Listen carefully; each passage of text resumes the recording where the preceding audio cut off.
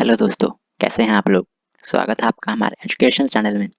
दोस्तों, आज हम बात करेंगे कि संस्कृति क्या होती है, व्हाट इज कल्चर। तो चलिए बिना देरी के शुरू करते हैं हमारी आज की वीडियो।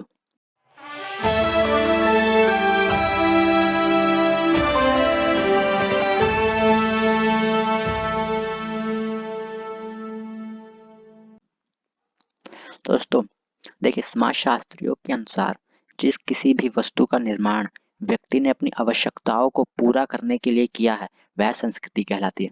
अब देखिए, अगर कोई भी वस्तु है, उसका निर्माण अगर व्यक्ति ने अपनी आवश्यकताओं को पूरा करने के लिए किया, अपनी ज़रूरतों को पूरा करने के लिए किया है, तो उसको हम संस्कृति कहते हैं। इसमें आप कुर्सी, टेबल या कार्स, कोई भी चीज़ को लगा सकते हैं जो भी हमारी ज़रूरतों को पूरा करती है।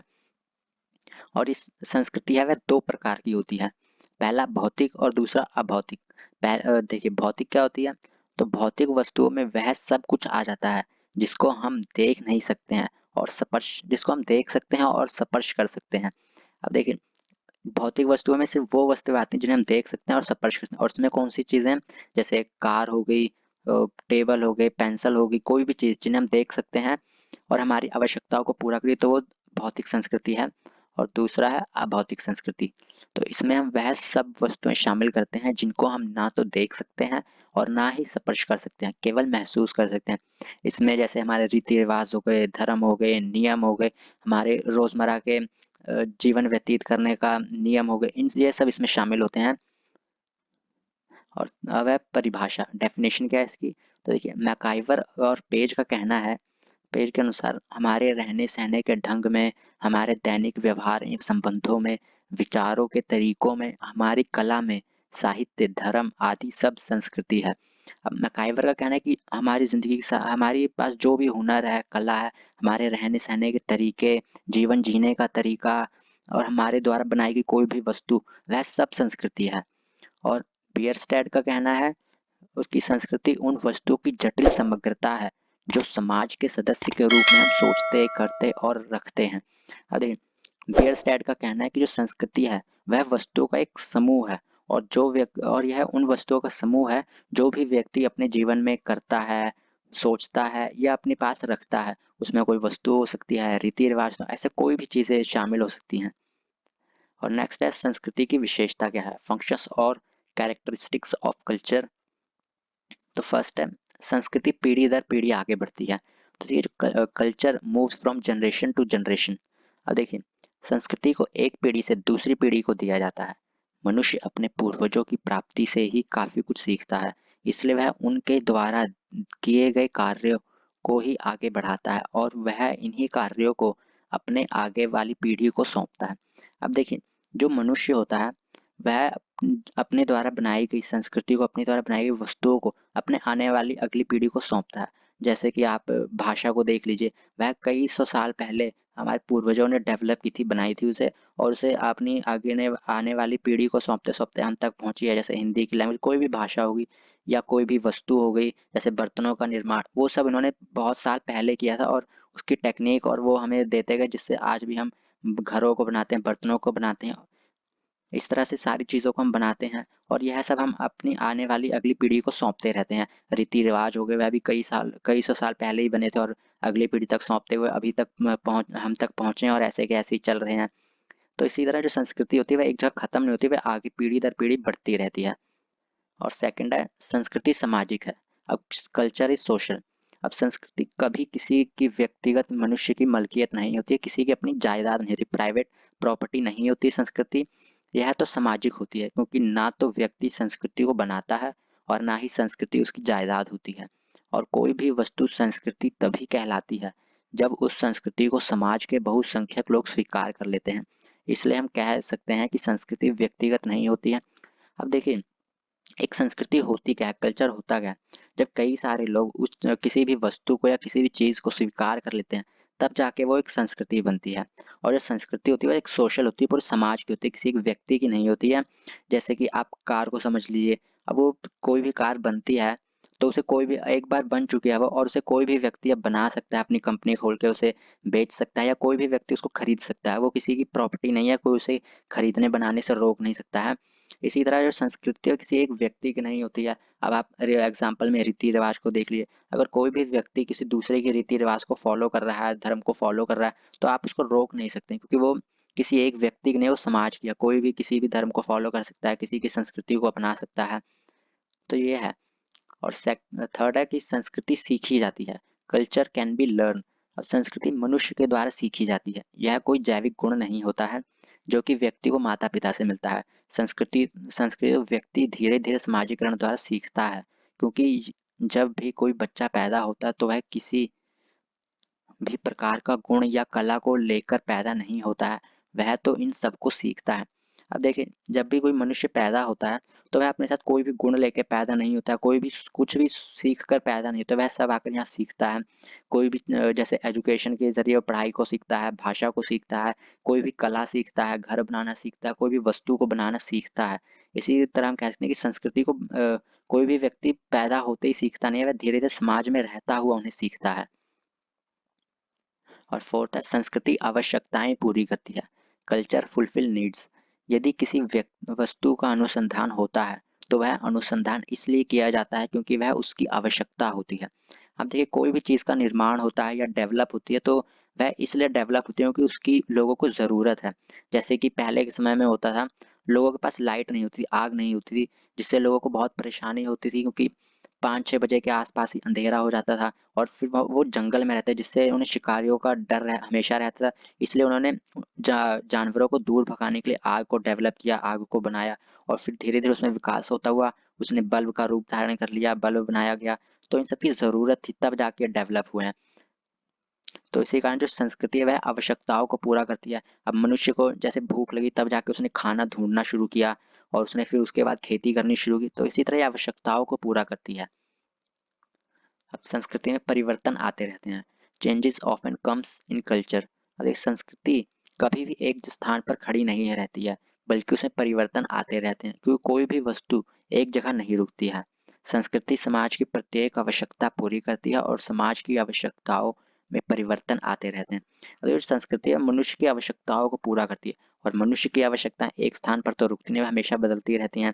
वह जो भी उसके पास है वह उसे अधिक चाहती है, इसीलिए संस्कृति में परिवर्तन आते रहते हैं। अब देखिए, जैसे हमने आग का एग्जाम्पल दिया था, सबसे पहले मनुष्य ने अपनी आवश्यकताओं को पूरा करने के लिए आग को बनाया, पर जब उसने आग को बनाया उसके बाद उसने उसी में खाना पकाना भी शुरू किया, और फिर उसके बाद धीरे धीरे उसमें परिवर्तन होते उसने बल्ब का निर्माण किया गया, और फिर जब खाना बनाया जा बल्ब का निर्माण हो, उससे रोशनी होने लगी, और फिर जब खाना बनाया जाता था आग के द्वारा, उसके बाद फिर अब एलपीजी गैसेस आ गए। तो इसमें हमेशा परिवर्तन होते रहते हैं।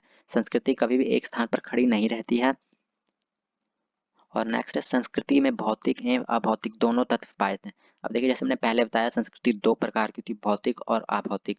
अब भौतिक वस्तुएं वे होती हैं जिसे हम देख सकते हैं, छू सकते हैं, जिसमें कार, कुर्सी, मेज ये सब शामिल थे। और अब अभौतिक वो जिन्हें हम देख नहीं सकते हैं, छू नहीं सकते हैं, जिसमें नियम होते हैं, संस्कृति होती है, धर्म होते हैं, ये सब अभौतिक होते हैं। अब नेक्स्ट स्टेप पर सांस्कृतिक ग्रहण क्या है, एक्युलेशन क्या है। तो ये सांस्कृतिक ग्रहण एक प्रक्रिया है जिसमें दो संस्कृतियों के लोग एक दूसरे के संपर्क में आते हैं, और वह एक दूसरे के सभी नहीं तो बहुत सारे तत्वों को ग्रहण करते हैं। अब देखिए, जब दो संस्कृति एक स्थान पर आपस में आके संपर्क बनाती हैं, रहती हैं, तो वह सारे तत्वों को नहीं पर कुछ तत्वों को जरूर ग्रहण कर लेती हैं। जैसे कि हमारे भारत में पहले अंग्रेज आए, पहले हिंदी चलती थी, फिर वहां पर अंग्रेज आ गए, वो इंग्लिश लैंग्वेज को लेकर आए। तो जब ये दोनों संस्कृतियां रहने लगी तो ये दोनों में कुछ तत्व मिक्स हो गए। अब देखिए, आज के ज़माने में ना ही किसी व्यक्ति को पूरी तरह से इंग्लिश आती है 100%, और ना ही पूरी तरह से हिंदी आती है। वह दोनों लैंग्वेज को मिक्स करके बोलते हैं या समझते हैं। तो यही जब दो संस्कृतियां आपस में मिलती है तो उसमें परिवर्तन होता है, और वह कुछ तत्वों को ग्रहण करते हैं।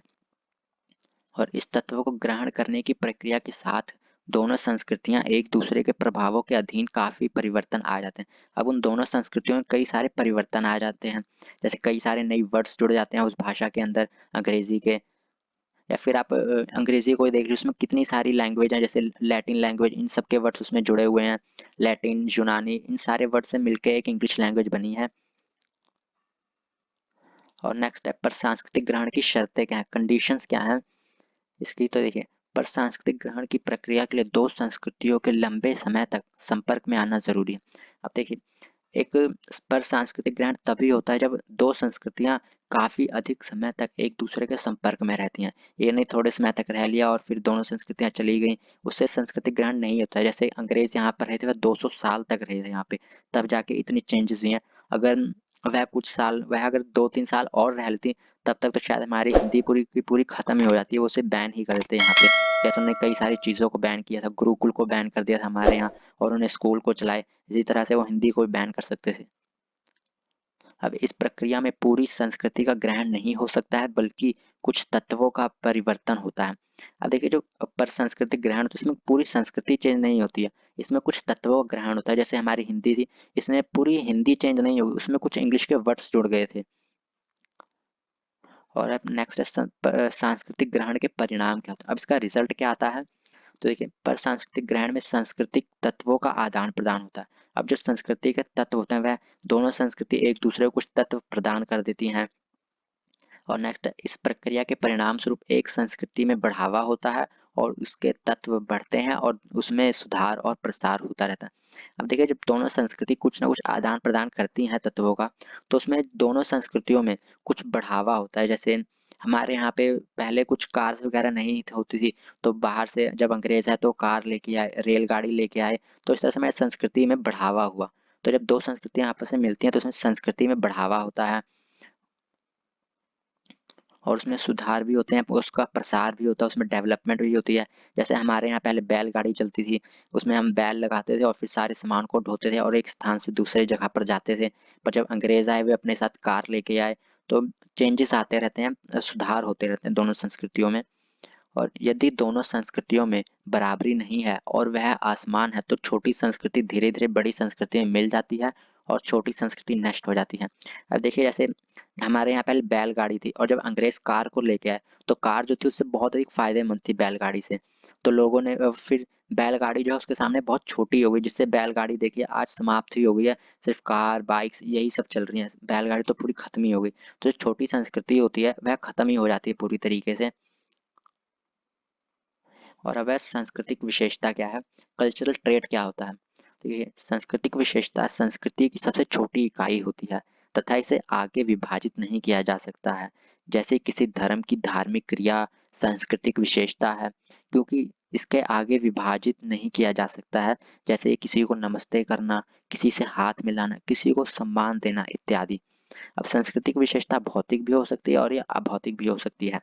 तो ये होती है सांस्कृतिक विशेषता, कल्चरल ट्रेट। और इसके बाद है सांस्कृतिक समूह, कल्चरल कॉम्प्लेक्स क्या है। तो देखिए, जब हम किसी कार्य को करते समय बहुत सी चीजों का इकट्ठा प्रयोग करते हैं, तो उसे सांस्कृतिक समूह कहा जाता है। अब देखिए, जब किसी भी एक समय पर कई सारी चीजों का प्रयोग करते हैं, तो उसे हम सांस्कृतिक समूह कहते हैं। जैसे कि अगर हम किसी कोई गेम खेल रहे हैं, उसमें हम बैट का, बॉल का, हैंड ग्लव्स का, कई सारी चीजों का एक साथ प्रयोग कर रहे हैं, तो वह एक सांस्कृतिक समूह कहलाती है, एक किट कहलाती है, जिसे हम इंग्लिश में किट कहते हैं, स्पोर्ट्स किट कहते हैं। और उसी को हम सोशियोलॉजी में सांस्कृतिक समूह कहते हैं, वस्तुओं का एक ग्रुप कहते हैं, वस्तुओं का समूह कहते हैं। उदाहरण के लिए हॉकी तथा गोलकीपर द्वारा प्रयोग किया गया दस्ताना सांस्कृतिक विशेषज्ञ, परंतु इन्हें इकट्ठा प्रयोग किया जाने पर यह सांस्कृतिक समूह बना लेती हैं। और इसी तरह किसी प्राचीन सभ्यता की खुदाई में मिलने वाली चीजों को इकट्ठा करने पर उसे सांस्कृतिक समूह का नाम दिया जाता है। अब देखिए, जब पुरानी जो साइट्स पर जब खुदाई की जाती है, वहाँ एक वस्तु नहीं मिलती, कई सारी वस्तुएं मिलती हैं, इसलिए हम उन्हें सांस्कृतिक समूह का नाम देते हैं। और अब यहाँ पर दोस्तों हमारी वीडियो खत्म होती है। अगर आपको हमारी वीडियो पसंद आई है, तो हमें तो लाइक और कमेंट ज़रूर करना और चैनल को सब्सक्राइब ज़रूर कर लेना।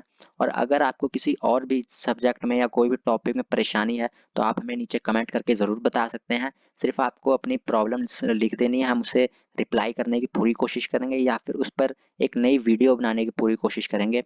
और मिलते हैं दोस्तों अगली वीडियो में। धन्यवाद।